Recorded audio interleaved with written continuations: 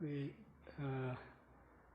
학생부와 그리고 청년회를 위해서 여러분이 많이 기도하고 계시지만 앞으로도 더 많은 기도 부탁드립니다. 특별히 빠른 시일 내에 우리 격에 맞는 중고등부에 맞는 지도자, 청년회에 맞는 지도자가 와서 같이 어울리고 같이 이렇게 부딪히고 할 수 있는 그런 지도자가 올 수 있도록 교회에서 성도님들이 많이 기도해 주시기 바랍니다.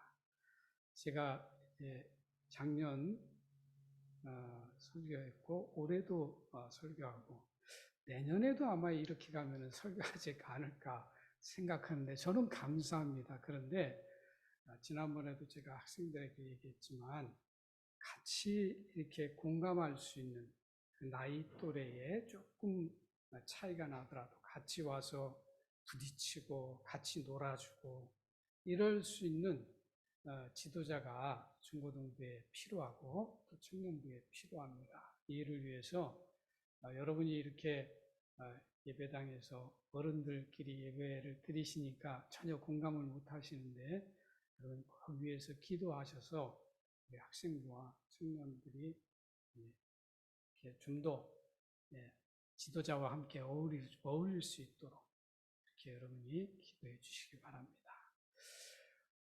오늘 설교의 제목이 예수님의 마음을 품으라는 제목입니다.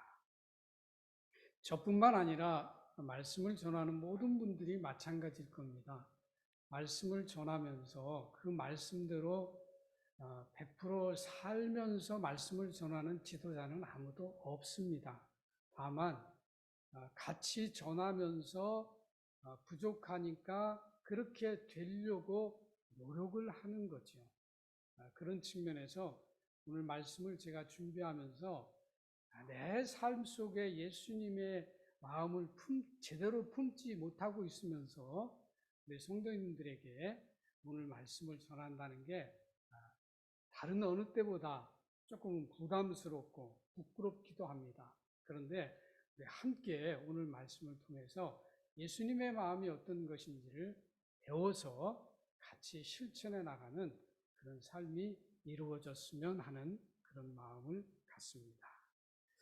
오늘 본문에 나와 있는 교회는 빌립보 교회입니다. 이 빌립보 교회는 바울이 하나님의 말씀을 전하고 사역을 감당할 때에 물질적으로 많은 도움을 줬던 교회입니다. 그래서 사도 바울이 복음을 전하면서 그런 측면에서는 많은 혜택을 누렸죠. 또 바울이 감옥에 갇혔을 때에 에바브로디도라고 하는 사람을 보내서 바울을 케어할 수 있도록 그렇게 배려를 해줬던 그런 교회입니다. 우리가 어떤 면에서 보았을 때 참 사랑과 모든 공급에 있어서 풍족함이 없고 모범이 되는 그런 교회였습니다. 그런데 어느 날부터인가 교회 안에 다툼이 시작되고 분쟁이 있고 그리고 시기가 있고 비난이 있고 갈등이 시작됩니다. 결국 교회는 하나가 되지 못하고 서로 뿔뿔이 흩어지는 그런 상황이 되고 교회는 점점점 어려움에 처해갑니다. 이런 상황에 있을 때에 하나님께서 바울을 통해서 빌립보 교회에 이렇게 말씀하십니다. 나는 너희가 화목하며 그리고 하나 되기를 원한다. 그러려면 예수 그리스도의 마음을 품으라. 이렇게 말씀합니다. 이 말씀은 오늘 우리가 교회가 분쟁 가운데 있을 때에 또 교인들과의 서로 갈등 속에 있을 때에 또 가정에서 또 인간관계에 있어서 우리가 갈등을 품고 있을 때에 우리가 가져야 할 마음을 주님께서 말씀하신 것입니다. 그래서 이 말씀은 아주 모든 말씀이 소중하지만 이 말씀은 매우 소중합니다. 그러면 하나님께서는 바울을 통해서 빌립보 교회에 예수님의 마음이 무엇이길래 예수님의 마음을 품으라고 말씀하셨을까? 우리가 예수님의 마음을 본격적으로 살펴보겠습니다. 첫째, 예수님의 마음은 겸손한 마음입니다. 6절에 있는 말씀인데요. 그는 근본 하나님의 본체시나 하나님과 동등됨을 취할 것으로 여기지 아니하시고, 또 8절에 보면 자기를 낮추시고, 이런 말씀이 있습니다. 여기에서 본체라고 하는 것은 하나님의 본질적인 속성과 성품을 말씀합니다. 예수님은 본질적으로 창세전에 하나님 아버지와 함께 영광을 누리셨던 분입니다. 그래서 요한복음 17장 5절에 예수님께서 친히 말씀하십니다. 아버지여, 창세전에 내가 아버지와 함께 가졌던 영화로서 지금도 아버지와 함께 나를 영화롭게 하옵소서. 예수님은 하나님 아버지와 함께 천지 만물을 창조하신 분이십니다. 그러므로 예수님은 본질적으로 하나님과 동등된 분이십니다. 그런데 예수님은 하나님과 동등됨을 취하지 아니하셨다고 말씀합니다. 창조주로서 마땅히 누려야 할 기득권을 포기한 것입니다. 여러분, 사람이 기득권을 포기한다는 것은 대단한 결단입니다. 여러분, 오늘날 정치하는 사람들 보십시오. 대통령 선거에 누가 당선되면 거기에서 보좌했던 사람들이 그 기득권을 얻기 위해서, 그리고 그 기득권을 활용해서 몇 년 동안 심하게는 폭정을 일삼는 경우를 우리는 세계 역사에서 많이 찾아봅니다. 오늘 예수님께서는 그럴 권리가 있음에도 불구하고 그 모든 것을 포기하시고 우리 오늘 겸손함으로 우리에게 나타나셨다라고 하는 겁니다. 그런데 예수님은 창조주로서 하나님과 동등된 그 특권과 영광을 누릴 수 있었음에도 불구하고 그러지 않았습니다. 이것이 바로 예수 그리스도의 겸손입니다. 여러분, 주님께서는 친히 우리에게 말씀하셨습니다. 마태복음 11장 29절에서 나는 마음이 온유하고 겸손하니 내 멍에를 메고 내게 배우라.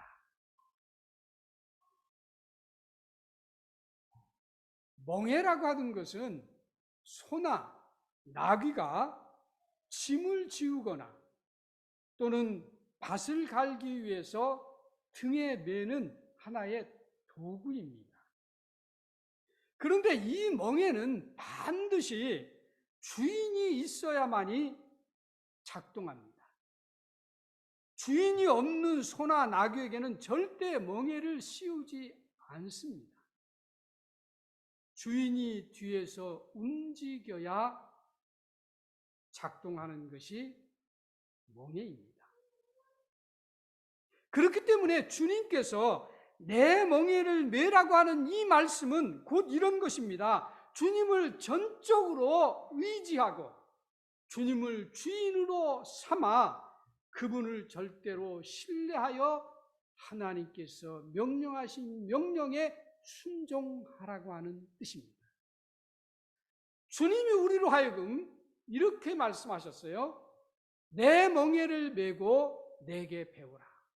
우리 한국 성경은 내가 온유하고 겸손하니 내 멍에를 메고 내게 배우라 이렇게 말하는데, 영어 성경은 내 멍에를 메고 내게 배우라고 먼저 말합니다. 왜요? 예수님이 겸손하고 온유하기 때문에. 그러니까 우리가 하나님의 자녀로 살아가려고 한다고 한다면 우리는 예수님의 멍에를 메고 예수님으로부터 배우는데, 그러려고 한다고 한다면 우리는 어떻게 해야 되느냐?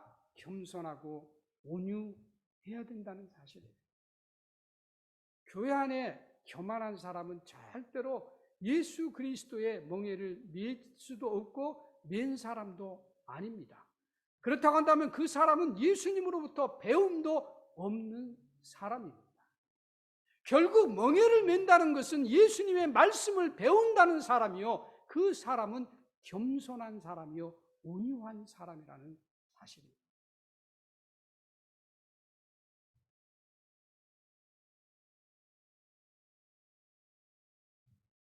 우리가 예수님의 겸손한 마음을 내 마음에 품는다고 한다면 저와 여러분은 반드시 하나님의 영광을 드러내며 살아갈 것입니다. 그런데 우리는 조금만 여건이 마련되면 어떻습니까? 교만해집니다. 위로 올라가려고 합니다. 그리고 위로 올라가기 위해서 방해되는 사람들을 가차없이 짓밟고 제거합니다. 세상 사람들 얘기가 아니라요, 오늘날 예수 믿는 사람들, 정치하는 사람들 보십시오. 예수를 믿는다고 하는 장로요, 집사요 하는 사람들이 이렇게 생활합니다. 그렇다고 한다면 저와 여러분은 두말할 필요가 없는 거죠. 다만 그럴 기회를 갖지 않은 것뿐입니다.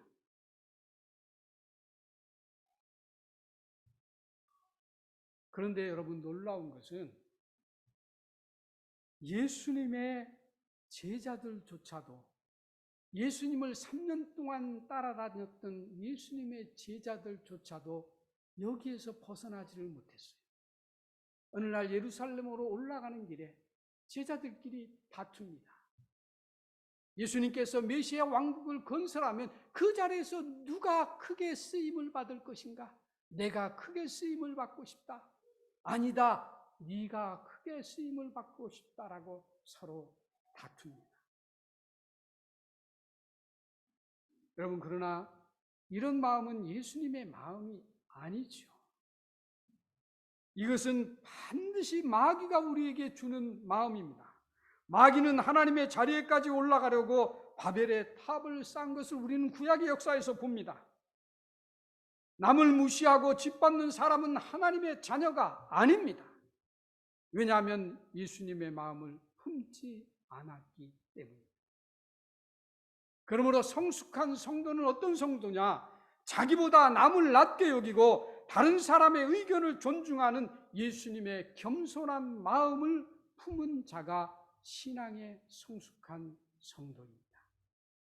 뭐 기도생활 많이 하고 봉사생활 많이 하고 말씀 공부 많이 하고 이런 사람이 아니라 남을 나보다 낮게 여기고 남을 존중할 수 있는, 남의 의견에 존중할 수 있는 사람, 이 사람이 진정한 겸손한 자요, 예수 그리스도의 겸손을 가진 자다라고 하는 사실입니다. 여러분, 예수님의 겸손이라고 하는 것은요, 세상의 모든 것을 가진 것에서의 겸손입니다. 예수님의 겸손은요, 모든 것을 누릴 수 있는 것에서의 겸손입니다. 권력과 물질과 세상의 모든 것을 가진 것에서의 겸손이 예수님의 겸손이에요. 그래서 예수님의 겸손은 결코 인간의 겸손과 비교가 될 수 없습니다. 비교해서도 안 됩니다. 여러분, 우리 주변에 많은 사람들을 보십시오. 가진 자가 겸손한 사람이 있는 거 보셨습니까? 권력을 가진 자들이, 힘 있는 자들이 겸손한 사람 보셨습니까? 여러분이 혹시 보셨다고 얘기한다고 한다면 여러분의 수준에서, 우리의 삶 속에서 있을 수 있어요. 그러나 그런 사람도 그의 것을 뺏으려고 하거나 그의 자존심을 건드리거나 그의 치부를 드러내거나 그를 치면 반드시 맞대응하는 것이 오늘날 겸손을 가지고 있다라고 하는 사람들의 태도입니다. 그런데 예수 그리스도의 겸손은 세상의 모든 것을 가지고 있기 때문에 당신이 하고 싶으면 할 수 있고, 예수님의 모든 능력을 가지고 있기 때문에 예수님이 하시려고 하면 할 수 있음에도 불구하고 예수님은 수치와 모욕과 아픔과 그 모든 것들을 견디면서 겸손하셨다는 사실. 우리는 이것을 저와 여러분이 배워야 되고 가져야 합니다. 이 겸손이요. 내가 가지고 있고 넉넉해서 그 넓은 마음으로 이 정도야 뭐 내가 베풀지라고 하는 겸손이 아니라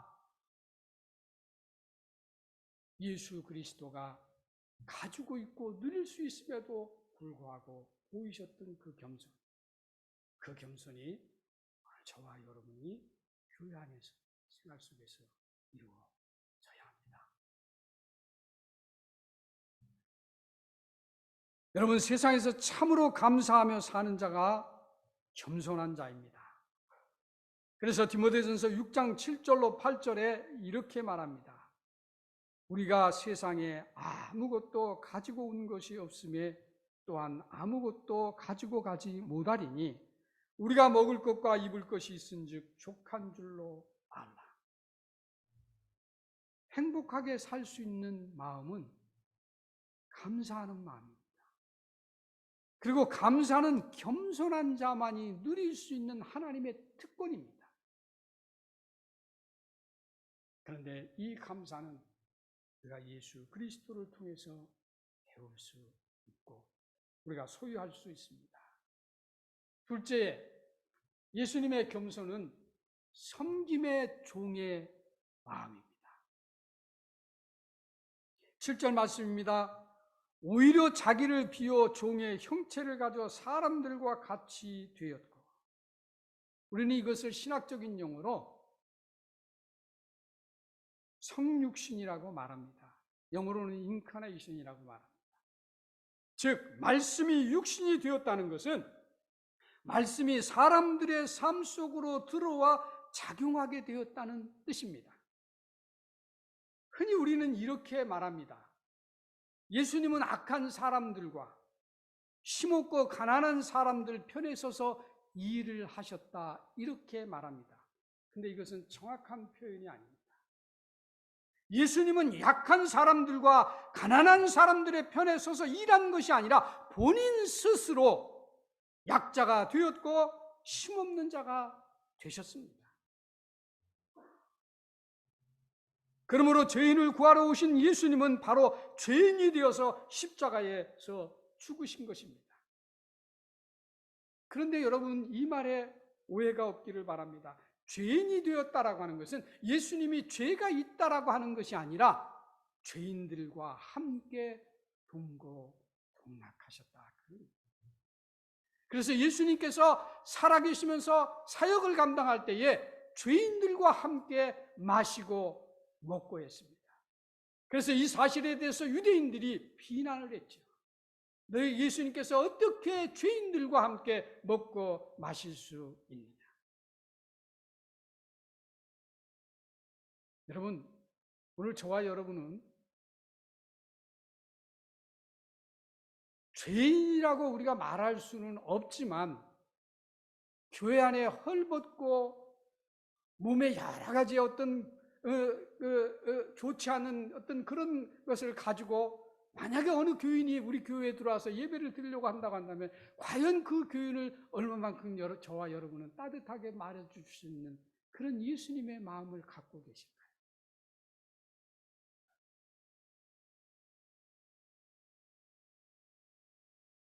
제가 유튜브에서요, 그 영상을 보고 저도 회개하고 눈물을 흘린 적이 있습니다. 어느 교회에서. 근데 이미 미국에서 있었더라고요. 한국에서 이제 어느 전도사님이 그거를 교인들을 상대로 해서 실험을 했어요. 교회 앞에 누더기를 입고 아주 거렁뱅이처럼 하고 동냥을 하고 있었거든요. 그때 들어가는 교인들이 동냥도 하는 사람들이 있지만 동냥을 하더라도 특이한 것이 그 사람과 말을 거는 사람이 없고 그 사람의 얼굴을 쳐다보는 사람이, 눈을 마주쳐 보는 사람이 없었다는 거예요. 설령 동냥을 한다 할지라도. 그리고 거의 90%가 그냥 예배당으로 들어갔습니다. 나중에 실험에 참가했던 그 전도사가 강단에 서서 교인들에게 오늘 우리의 모습이 이렇다. 교회 안에서 하나님 찾고 하나님 예배하고 하나님 사랑한다 그러고 말하면서 우리는 실질적으로 이와 같은 상황 속에서는 다 무시하고 살아간다. 제가 그 영상을 보면서 많이 울었습니다. 제가 그런 사람이니까요. 목사인 제 자신이 그런 사람이니까요. 여러분, 오늘 저와 여러분의 신앙이 그렇습니다. 우리가 겪지 않는 것이 감사할 뿐입니다. 그런데 예수님은 그러지 않으셨어요. 예수님은 죄인들과 같이 되셨고 가난한 자들과 같이 되셨고 결코 예수님께서는 죄인들을 멀리하지 아니하셨고 가난한 자들을 멀리하지 아니하고 병든 자들을 멀리하지 아니한 예수님의 겸손, 섬김의 종의 겸손을 예수님은 가지고 계셨다. 우리가 7절 말씀을 다시 한번 봅니다. 오히려 자기를 비워 종의 형체를 가져 사람들과 같이 되었고. 여러분, 자기를 비우셨다라고 하는 것은 영어 성경에 보니까 He made himself nothing이라고 되어 있습니다. 그는 그 스스로 자신을 아무것도 아닌 것으로 만들었다라고 하는 말이 종이 되었다라고 하는 것입니다.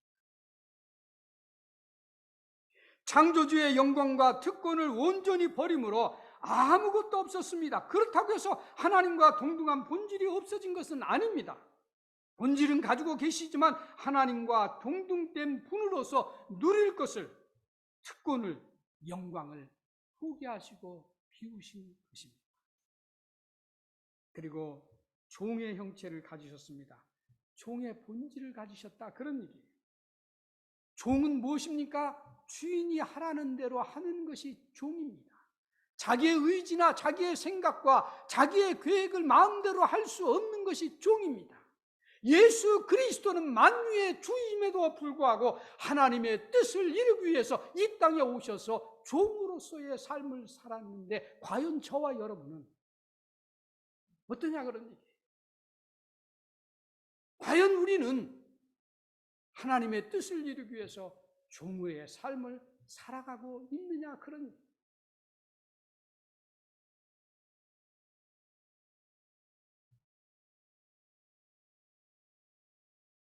그래서 예수님께서는 하나님의 본체와 종의 본체를 동시에 갖고 계십니다. 이 사실에 대해서 사도 요한이 요한복음 1장 14절에서 이렇게 말씀합니다.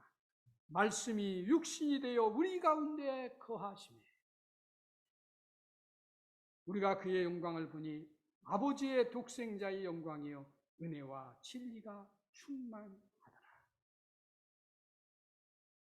예수님은 사람의 모양으로 이 땅에 오셨지만 그에게서 하나님의 영광이 나타났고 그리고 은혜와 진리가 충만하였습니다. 예수님은 창조주로서 모든 것을 다 가지신 천지 만물의 주인이십니다. 그럼에도 불구하고 예수님께서 말씀합니다. 여우도 굴이 있고 공중에 나는 새도 보금자리가 있지만 나는 거할 곳이 없느니라.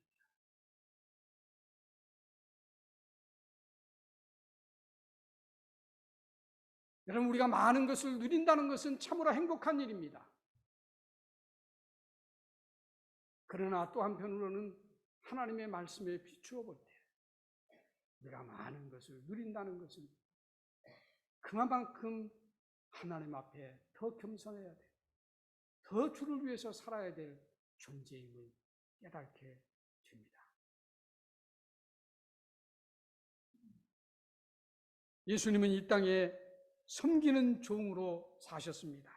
마가복음 10장 45절에 인자가 온 곳은 섬김을 받으려 함이 아니라 도리어 섬기려 하고 자기 목숨을 많은 사람의 대속물로 내어 주려 합니다.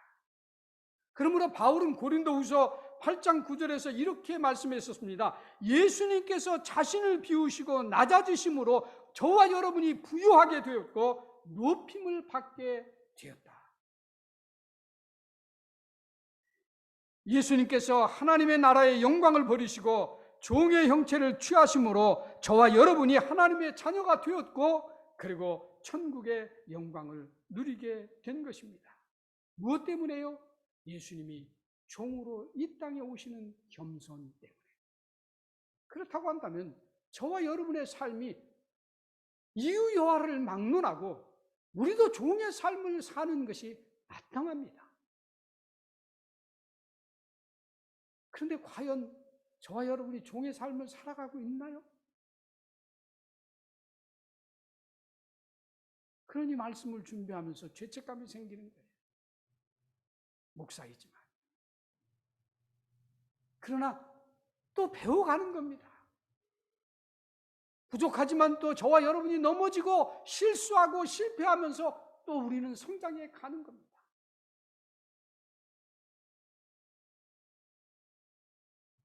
마가복음 10장 44절에 예수님께서 제자들에게 이렇게 말씀하셨습니다. 너희 중에 누구든지 으뜸이 되고자 하는 자는 모든 사람의 종이 되어라. 여러분, 우리가 교회에서나 가정에서나 우리가 처해 있는 처소에서 있는 곳에서 우리가 으뜸이 되고자 한다면 먼저 종이 되려고 하는 자세가 있어야 합니다. 마지막으로 세 번째, 예수님의 마음은 자기를 온전히 희생한 마음입니다. 8절 말씀입니다.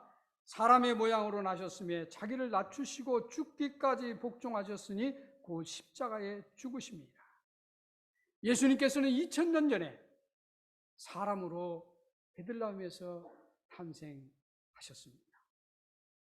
창조주가 피조물이 된 것입니다. 있을 수 없는 일이 2000년 전에 이루어졌습니다. 그런데 거기에서 그치지 아니하고 예수님께서는 자기를 낮추시고 죽기까지 복종하셔서 십자가 위에서 인류를 구속하시기 위해서 자기의 목숨을 완전히 희생하셨습니다. 요한복음 12장 24절에 예수님이 이렇게 말씀하십니다. 한 알의 밀이 땅에 떨어져 죽지 아니하면 그대로 있느니라. 그런데 죽으면 많은 열매를 맺느니라. 하나의 씨앗이 싹을 내기 위해서 껍질을 벗습니다. 새로운 삶을 위해 자기를 비우고 희생하는 일은 참으로 중요합니다. 그러므로 내가 죽어야, 저와 여러분이 옛 생활이 죽어야, 우리의 생각이 죽어야, 우리의 고집이 죽어야, 우리의 주장이 죽어야, 우리의 계획이 죽어야 우리의 삶 속에서, 우리의 마음 속에서, 우리의 신앙 속에서 그리스도가 나타나고 그리스도가 일을 하게 되는 것입니다. 여러분, 저와 여러분이 지금 누리고 있는 구원, 그거 결과가 무엇입니까? 그 결과는 예수 그리스도가 자기의 보좌를 버리시고 이 땅에 종으로 오셔서 십자가를 지신 그 결과입니다. 그 결과를 저와 여러분이 구원이라고 하는 특권을 누리고 훗날에 천국을 보장받게 된 겁니다. 그럼에도 불구하고 오늘날 우리의 삶 속에서 우리가 교회 안에서 얼마나 교만하고 얼마나 잘난 사람들이 많은지, 이거는 비단 교인들만이 아니죠. 오히려 목사들이 더 할 수도 있습니다. 이것은 결국 무엇을 말하느냐? 우리가 수년간 예수님을 믿었어도 예수 그리스도의 마음이 무엇인지를 제대로 모르고 경험하지 못한 결과라는 사실이에요. 이제라도 저와 여러분이 예수 그리스도의 진정한 겸손을 배울 수 있기를 원합니다. 그 결과가 무엇입니까? 9절로 11절에 나옵니다. 이러므로 하나님이 지극히 높여 모든 이름 위에 뛰어난 이름을 주사 하늘에 있는 자들과 땅에 있는 자들과 땅 아래에 있는 자들로 모든 무릎을 예수의 이름에 꿇게 하시고 모든 입으로 예수 그리스도를 주라 시인하여 하나님 아버지께 영광을 돌리게 하셨느니라. 결과가 뭡니까? 무엇 때문에 이렇게 예수님에게 이런 복이 주어졌습니까? 겸손입니다. 예수님의 겸손. 여러분, 우리가 평생을 살아가면서 누려야 할 복이 있습니다. 그 복은요, 예수님의 인격이 내 인격이 되는 것입니다. 예수님의 마음을 저와 여러분의 마음에 품는 것입니다. 이것이 저와 여러분이 앞으로 평생을 예수를 믿으면서 우리가 간직해야 될 가장 큰 복입니다. 물질의 복이 아니고요, 건강의 복이 아니고요, 자녀가 잘 되는 것이 복이 아니라, 내가 하는 일이 잘 되는 것의 복이 아니라, 저와 여러분의 삶 속에 예수 그리스도의 인격이 저와 여러분의 삶 속에 퍼져야 되고, 예수님의 겸손이 우리의 삶 속에 드러나는 것, 이것이 우리가 평생 가져야 될 복이라는 사실, 다시 한번 기억할 수 있기를 바랍니다. 그래서 예수님께서는 요한복음 12장 26절에 사람이 나를 섬기려면 나를 따르라. 나 있는 곳에 나를 섬기는 자도 있느니라. 무슨 말입니까? 우리가 천국은요, 예수 그리스도를 구주로 영접하는 자리에 들어가는 곳이지만, 또 한편으로는 주님을 섬기는 자, 주님이 우리를 섬겼던 것처럼 우리가 교회를 섬기고 지체들을 섬기고 이웃을 섬기는 자, 즉 다시 말해서 섬기는 자가 천국을 소유할 수 있는 자다, 그런 얘기. 그것에선 그런 자들이 들어갈 수 있다, 그런 얘기입니다. 말씀을 맺습니다. 예수님의 마음은 어떤 마음입니까? 하나님과 동등됨을 취할 것으로 여기지 않고 자기보다 남을 낮게 여기는 마음입니다. 자기를 비우고 종의 형체를 취해서 사랑으로 종 노릇하는 마음입니다. 자기를 낮추고 죽기까지 하나님의 뜻에 복종하는 마음입니다. 바라기는 이 예수 그리스도의 마음을 저와 여러분이 앞으로 살아가면서 신앙생활하면서 우리의 삶 속에, 우리의 인격 속에, 우리의 신앙 속에 품을 수 있고, 그리고 우리의 것으로 만들 수 있는 그런 복이 저와 여러분에게 주어질 수 있기를 예수님의 이름으로 축복합니다.